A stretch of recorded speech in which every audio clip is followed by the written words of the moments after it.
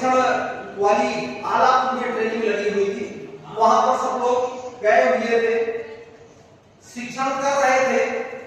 उसी समय डॉक्टर परमार साहब और डॉक्टर रामकिशन राव साहब पहुंच गए स्कूटर से। परमार साहब चला रहे थे, राव साहब पीछे बैठे हुए थे।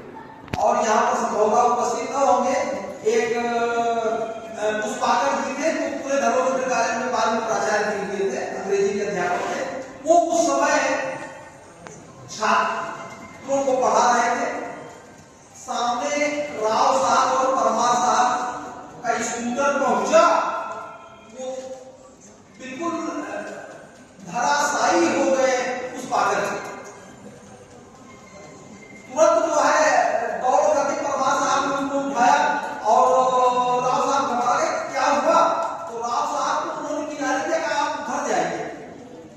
और फिर उससे पूछे जब परमार साहब कि बेटा क्या हुआ, पुष्पाकर जी क्या हुआ? उनका ऐसा राव साहब सामने आ गए और मैं एक गलत सेंटेंस बोल गया, पढ़ाते समय एक गलत वाक्य मेरे मुख से निकल गया और सामने राव साहब। ये राव साहब का यहाँ पर जो है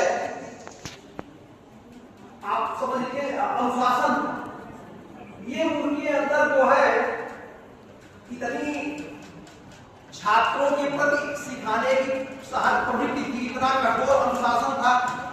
जब हम लोग कक्षा में पहुंचते थे तो घड़ी अपनी प्रथम चक्र था। राव साहब शिक्षा मनोविज्ञान पढ़ाते थे, घड़ी मिला लेते कि 10:10 अगर घड़ी में नहीं हुआ कि मान लिया जाता था कि हमारी घड़ी पीछे है।